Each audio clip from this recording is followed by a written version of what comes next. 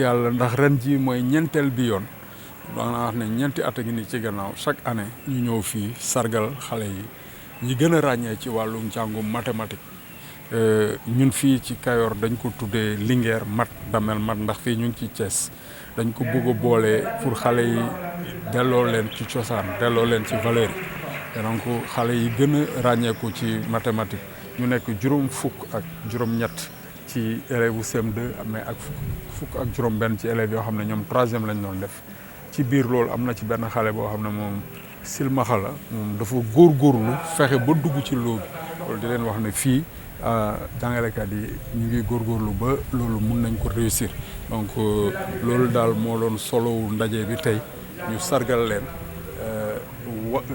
wane leen ci kanam seen waajur yi seen kanam seen xarit yi seen kanam jàngalekat yi ñaax leen ñu gën a góorgóorlu ngir gën a fonk njàngum mathématique suñu réew mi soxla na dañuy sant yàlla rek ndax wax dëgg yàlla man ñii dañ ma bett sax du loon lu ma séntu tey mais seen yéene lañ demee donc ñu ngi sant yàlla gannaaw bi ñu yàlla may ñu fekkee ko te tal ko loolu nag gannaaw bu ñu santee yàlla junni ci nag ñu ngi sant suñuy waajur ndax ñoom ñoo ñu tette yaruñu fi ñu war a yare ñu ngi sant également képp koo xam ne fekk nañ la ci métier bi nga jiite ñu jàngal ñu ngi sant suñu collaborateurs yi nga xam ne ñoo ñu jàppale ndax benn nit mënul dara donc di wax ne tey jii am nañu mbégte sant nañu yàlla bu baax a baax a baax gannaaw bi ñu dundee ba yegg si fii quoi. waaw dama leen di wax ne leen gis nga jàngale am na sax dañuy wax naan jàngale amul xaalis buñ koy dama naan leen mais attention lan mooy am xaalis lan mooy réussir dans la vie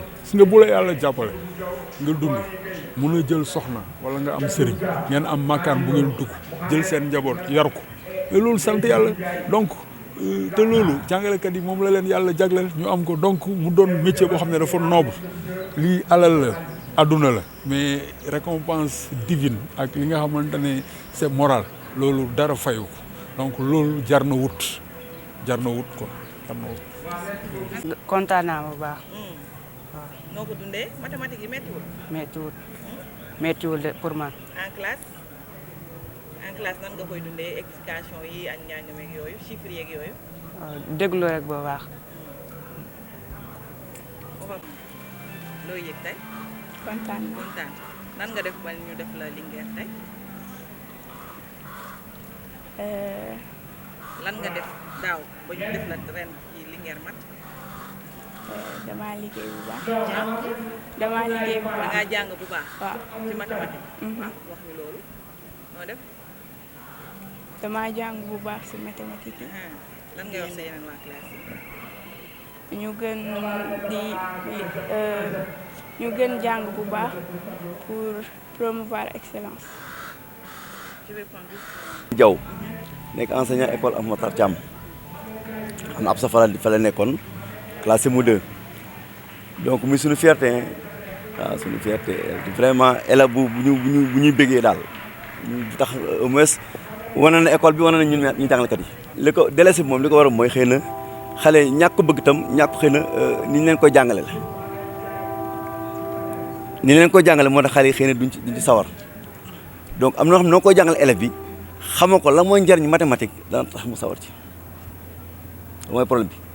beneen bi aussi ñi koy jàng itam xëy na am na ñoo xam ne si taxuñu ko dégg mathématique lool sa mbir tam boo ko déggul pour nga mën ko jàng day xaw a jafe waaw donc li ñuy wax les fondamentaux loolu boo ko maîtriser itam doo ko mën a jàngale loolu moo tax xale itam bëgguñu ko mais lii concours bi tax na xëy na xale yi mën nañ cee sor bu ëllëgee ñuy mën a fexe nañuy bëgg mathématique importance mooy mathématique moom boo ko aayee mut yëpp dal ubbeeku ci nga mën nekk ingénieur ci nga nekk médecin ci nga nekk pharmacien lu mu bëgg rek les métiers d'avenir de ce pays là il faut passer par les mathématiques et les sciences.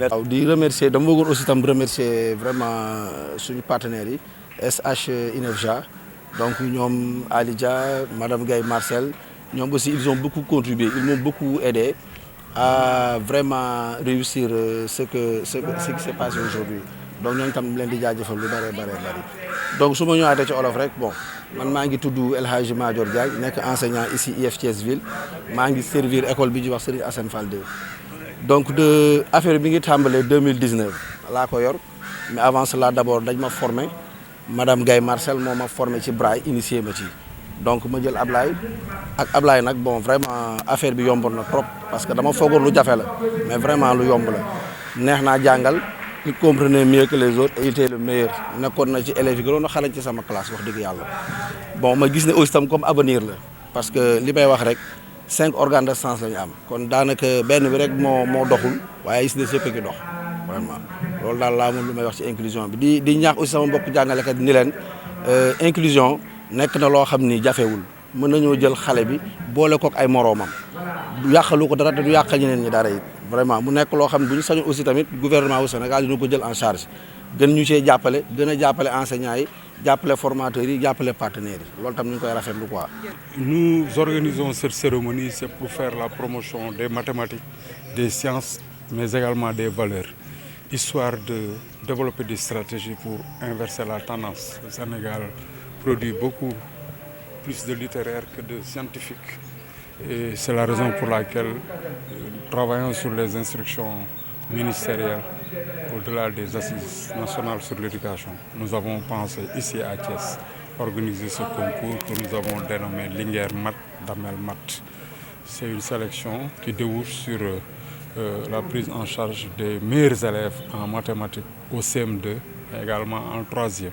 Et comme vous le voyez, ce matin, nous les avons célébrés en les intronisant Damel Mat, Linguère Mat, en présence de leurs pères, élèves, de leurs camarades, de leurs parents, et également de leurs enseignants.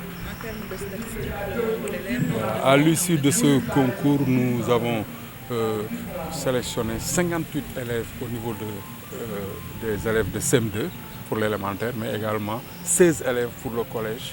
Mais dans le groupe, il faut reconnaître la particularité pour cette année. Nous avons pu avoir un malvoyant qui a eu à se distinguer dans le cadre de l'inclusion, à entrer dans le lot, et ça, c'est véritablement à saluer.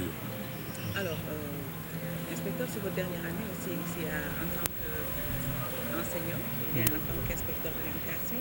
Revenez un peu sur votre parcours et ce que cela vous fait. Oui, avec beaucoup d'émotion, parce que voilà, nous avons grandi dans le système, et le système nous a beaucoup marqué, quoi. Donc, je dois dire qu'arrivé au crépuscule de notre carrière, nous ne pouvons que rendre grâce au Tout-Puissant, remercier nos parents, papa et maman, pour les prières, remercier l'ensemble des collaborateurs qui nous ont accompagnés, mais également nos aînés qui ont guidé nos premiers pas et qui nous ont aidés à forger nos armes. En tout cas, nous avons servi et nous pensons avoir bien servi parce que nous avons essayé. C'est de ça qu'il s'agit. En tant que serviteurs de la nation, nous nous sommes donnés corps et âme pour chercher la qualité dans les écoles, au grand bonheur des enfants. Vous savez, il est difficile de parler de soi, mais nous rendons grâce parce que voilà, nous avons embrassé l'enseignement en 1990 en faisant partie de ce qui était appelé naguère les ailes de dinde. Parce que moi, je fais partie de ceux-là qui n'ont pas eu à bénéficier d'une formation initiale. Nous avons été recrutés directement pour être injectés dans les classes. C'est la génération de l'année blanche de 1988. Nous avons déjà quitté l'université et nous avons répondu à l'appel.